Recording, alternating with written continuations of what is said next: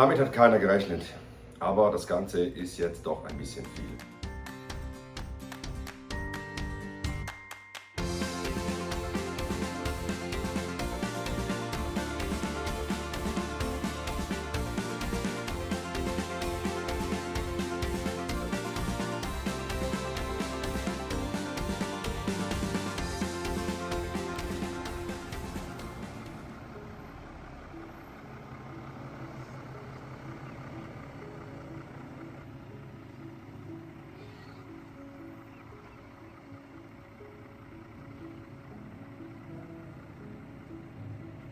Eigentlich hatten wir vor, ein paar entspannte Tage in Mérida zu verbringen und endlich wieder einmal Kitesurfen zu gehen. Der Plan klang super, in der Realität wurde es dann aber komplizierter als gedacht. In der Nähe fanden wir schlicht keinen guten Platz, um Big Shrek sicher abzustellen. Die Spots, die in Frage gekommen wären, lagen zudem so weit weg, dass wir jeden Tag mit dem Motorrad über eine Stunde hätten fahren müssen. Und irgendwann merkten wir einfach, wie uns das Ganze organisieren, planen und entscheiden die letzten 9 bis 10 Monate langsam aber sicher müde macht. Also haben wir die Reißleine gezogen, Biggie abgestellt, unsere 7 Sachen gepackt und uns kurzerhand ein Hotel gegönnt. Ja, Overlander und All-Inclusive passen jetzt nicht unbedingt wie die Faust aufs Auge. Aber wir sind da vielleicht auch ein bisschen anders unterwegs. Genau dafür feiern wir solche Hotels, wenn man einfach mal an gar nichts denken muss. Ja Leute, in diesem Video möchten wir euch gerne ein bisschen aufzeigen, dass Reisen nicht immer nur wunderschöne Bilder sind und alles happy und fröhlich, sondern dass man auch irgendwann ein bisschen müde davon wird. Es passieren halt auch viele Sachen ganz automatisch im Hintergrund, behind the scenes, also wenn da die Kamera auch nicht läuft und wir können nicht ständig filmen. Und manchmal haben wir auch keinen Bock, alles aufzunehmen, aber da passiert ganz viel und über das wollen wir jetzt mal mit euch reden. Darum haben wir uns jetzt für ein paar Tage ein Hotelzimmer genommen, um einfach mal wieder ein bisschen Luft zu bekommen und mal ein bisschen länger duschen zu können, mal ein bisschen Platz zu haben im Zimmer, einfach uns so einen kleinen Luxus zu gönnen. Was ist eigentlich für dich im Moment das Ermüdendste am ganzen Reisen? Ja, ich glaube, man muss jetzt schon auch sehen, wir sind jetzt schon einige Monate unterwegs. Und ja, wir haben ein großes Fahrzeug, wir haben schon sehr viel Luxus und so weiter. Aber ich glaube, man gewöhnt sich sehr schnell an das eigene Fahrzeug, an die Umstände und so weiter. Und jetzt braucht es einfach mal ein bisschen einen kurzen Break, weil es ist wirklich anstrengend teilweise. Wie bereits gesagt, es passiert so viel jeden Tag. Es fängt schon an am Morgens, haben wir schon einen Plan für heute, was gehen wir besuchen, wie kommen wir dahin, können wir mit dem Fahrzeug da parkieren, wir müssen AdBlue besorgen, müssen Diesel auftanken, müssen Wasser schauen, ist die Wasserqualität okay und. Das sind einfach ganz viele Sachen, die teilweise sehr ermüdend sind. Ich denke auch einige von euch reisen ja selbst. Schreibt doch mal unten in die Kommentare, was denn eure Tasks sind, die euch manchmal ein bisschen schwer fallen. Ja, und das ganze Social Media ist auch ein sehr großer Punkt. Wir haben das, darf ich glaube sagen, auch sehr unterschätzt. Wir haben am Anfang einfach mal gesagt, wir machen ein paar Videos und so. Und dass das so dann kommt, wie es jetzt gekommen ist, wussten wir natürlich nicht. Das freut uns sehr, dass ihr sehr interessiert seid an unseren Videos. Diese beinhalten aber besonders von meiner Frau sehr viel Arbeit. Videos schneiden, also filmen, Videos schneiden etc. Das braucht jeweils auch sehr viel Zeit. Ja, ich glaube, das ist so mal in general. Es sind auch die Eindrücke oder bei mir sind es auch Eindrücke, die teilweise mir schwerfallen, diese zu verarbeiten. Ich weiß nicht, wie es dir geht, aber bei mir ist so mal im Schnelldurchlauf. One step forward and 10 steps back. I bet on red, but it should have been black. They say there's nothing that love can solve. I guess that's true without me involved. I rode a high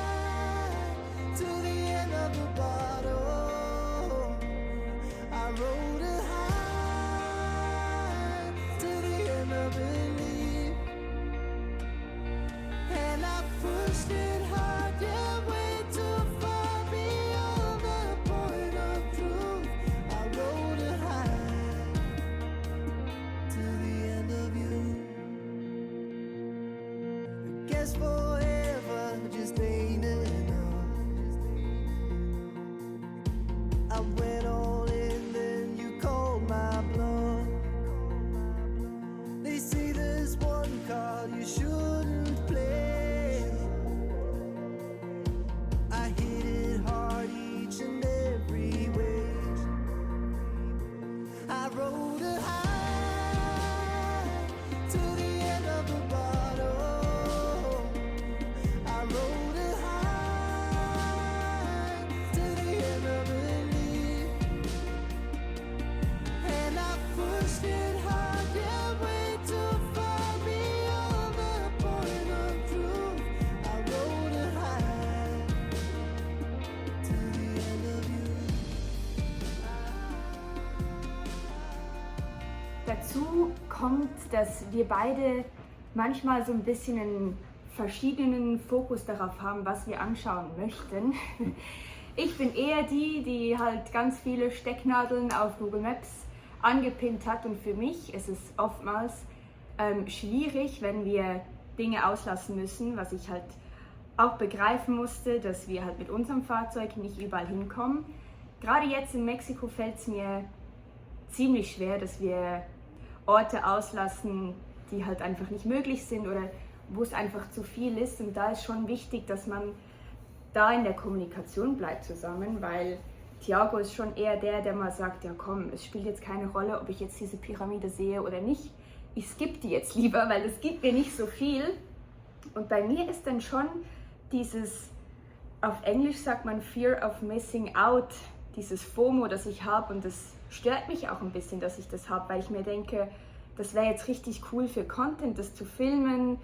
Manchmal muss ich ehrlich in mich reingehen und mich fragen, schauen wir uns jetzt diesen Platz für YouTube an oder schauen wir uns wirklich für uns selbst an?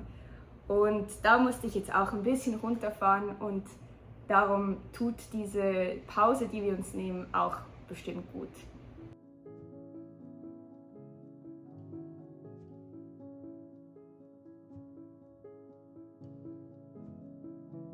Ich arbeite remote mit Starlink. Das ist auch durchaus anspruchsvoll. Zeitverschiebung etc., das ist nicht immer einfach. Zum Glück, Starlink funktioniert in der Regel immer gut. Ich habe eigentlich noch gar nie einen Ausfall von Starlink. Wir haben von einigen Reisenden gehört, die hatten einen Defekt oder so. Bei uns läuft es einwandfrei bis jetzt. Ja, Holz anfassen, hoffen wir bleibt so. Ja, wie gesagt, das ist manchmal auch sehr anspruchsvoll, das unter einen Hut zu kriegen. Und ich glaube auch, dass, wenn man vom Norden her kommt, Mexiko eigentlich so mal das erste Mal ein Land ist, was nicht so brutal strukturiert ist in allem, trotzdem aber noch strukturierter als Südamerika. Also da müssen wir auch uns mental darauf einlassen, wie das dann wird, wenn wir Richtung Südamerika gehen. Genau, dazu kommt neben dem Ganzen, was wir sonst schon so am Laufen haben, Stellplätze suchen, Wasser suchen, Diesel suchen, AdBlue suchen, waschen, Videos schneiden, Instagram, E-Mails beantworten, Thiago arbeitet. Dazu kommt, dass wir jetzt eine Verschiffung zu organisieren haben von Mexiko nach Südamerika, und die erfordert auch ziemlich viel Energie von uns. Also schon bevor wir überhaupt dort im Hafen sind, braucht das schon einiges an Vorbereitung, was wir eigentlich schon wussten, aber wenn es dann soweit ist, ist es dann doch nochmal ein bisschen anders und intensiv. Und auch da sind wir die ganze Zeit, wir sind sehr, sehr oft einfach im Austausch mit Agenten oder mit anderen Reisenden, wie das bei denen funktioniert hat etc. Das braucht auch sehr viel Zeit, und manchmal ist man da zwischen Diesel suchen und schneiden und auf WhatsApp kommunizieren. Irgendwo dazwischen soll man dann auch noch reisen. Ja, es hat auch damit zu tun, natürlich, wir dürfen sehr viel Resonanz von euch genießen. Vielen Dank für das. Und ja, wenn ihr noch mehr von unserem Content sehen wollt, lasst doch ein Abo da, ein Like, einen netten Kommentar, macht uns immer Freude. Ja, genau, und da sind wir auch wieder beim Thema. Wir versuchen und beantworten alle Anfragen. Wir kriegen doch einige Anfragen auch per E-Mail rein und so. Und das hat mir damals, als wir uns mit der Reise auseinandergesetzt haben, hat uns YouTube sehr gut gefallen. Wir haben einige Reisende verfolgt, die damals unterwegs waren. Und mir hat aber dann doch auch manchmal der Austausch gefehlt. Und deswegen versuche ich das auch wirklich konstruktiv Feedback zu geben auf all eure Kommentare, Mails. Das versuchen wir wirklich immer sehr zeitnah, wie es geht. Und deswegen, das braucht auch Zeit. Und ich habe mir am Anfang auch immer gedacht, ja, reisemüde und so, das ist doch alles nur Gelaber, Reisen ist cool, gemütlich und so. Und ich glaube, das ist halt einfach auch die Realität. Wir haben auf YouTube auch viele Reisende gesehen, die solche Videos gemacht haben, wir sind müde und so. Und wenn man zu Hause, wie ihr jetzt zum Beispiel, beim guten Kaffee, im Bier oder weiß ich nicht was, auf der Couch sitzt, jetzt im Zug sitzt, vielleicht irgendwo zur Arbeit und ihr euch denkt, Alter, was labern die jetzt? Ja, es ist für... In Mexiko am Strand. Ja, die sind in Mexiko am Strand. Ja, wie gesagt, ich glaube, man muss oder man kann sehr schwer relaten, wenn man das nicht selber alles erlebt und es einen emotionell bewegt. Glaube ich, ist das schwer nachzuvollziehen, aber es ist so momentan. Die Luft ist ein bisschen draußen und wir müssen uns jetzt mal einen kurzen Break gönnen, um wieder aufzutanken, mal nicht zu schauen, wohin und was und wie, sondern einfach uns irgendwo in ein Restaurant setzen können, was essen, was trinken, duschen etc. Aber das hat ja Manuela eh schon gesagt, ja. Wie geht's jetzt weiter? Bleiben wir hier im Hotel? Wir ziehen ein hier. Ihr seht, wir haben ein großes Bett. Da hinten ist Dusche. Da ist der Fernseher riesengroß. Nee, Spaß beiseite. Wir wollen nicht bleiben. Wir wollen unbedingt weiterreisen. Und wir haben noch einiges vor. Und wir freuen uns insgeheim auch noch nicht so krass. Aber das kommt wieder, das weiß ich. Hat man auch schon viel gehört. Und von jetzt an werden wir ein paar Tage hier im Hotel relaxen. Nichts tun und anschließend geht es Richtung, von der Halbinsel Richtung Veracruz.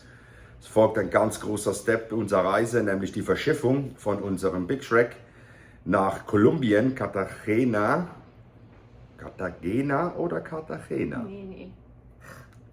Okay, Cartagena. Cartagena. Auf jeden Fall, genau, das steht jetzt an. Da gibt es einiges zu organisieren. Und ja, bleibt einfach mal dran, weil es wird trotzdem noch spannend, glaubt's mir.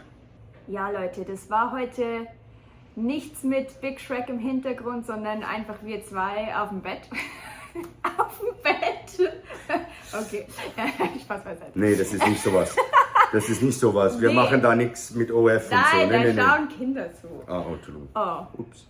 auf jeden Fall schätzen wir es wirklich, wirklich sehr, dass ihr uns alle wöchentlich zuschaut, wie Oh ja. wir beide einfach hier durch diese Länder reisen und euch mitnehmen. Und für uns ist das überhaupt nicht selbstverständlich. Wir finden es so toll, die ganzen Rückmeldungen von euch zu bekommen. Auch wenn ihr uns schreibt, dass ihr sogar mit euren Kindern schaut, das ist für uns echt, da geht für uns das Herz auf. Und manchmal ist es schwer zu realisieren, weil wir sind in dieser Zweierbubble, reisen wir da in unserem Riesenfahrzeug und wir sind ja sehr oft alleine. Wir treffen viele Reisende und das ist auch immer schwierig, weil da trennt man sich wieder, muss man wieder Tschüss sagen und. Aber generell sind wir nur zu zweit und das ist schon irgendwie komisch, wenn man weiß, dass uns wöchentlich so viele Leute zuschauen, was sie wieder erlebt haben, und darum ist es uns auch so wichtig, dass wir zwischendurch einfach mal wieder ein bisschen Energie tanken, damit ihr auch was Tolles zu schauen habt. Es bringt ja nichts, wenn wir hier einfach so durchschleifen. Irgendwann merkt ihr das, dass da die Luft raus ist und das ist uns sehr wichtig. Darum herzlichen Dank euch allen. Wir finden es toll, dass uns so viele schauen und ja, wir machen uns ready. Verschiffung next. Bleibt spannend. Denn wir haben nicht nur eine Verschiffung zu organisieren, sondern wir haben 2 Verschiffungen zu organisieren. Also, Abo, Like, Kommentar, nicht vergessen, dranbleiben. Es bleibt definitiv spannend. Wir freuen uns auf euch. Tschüss!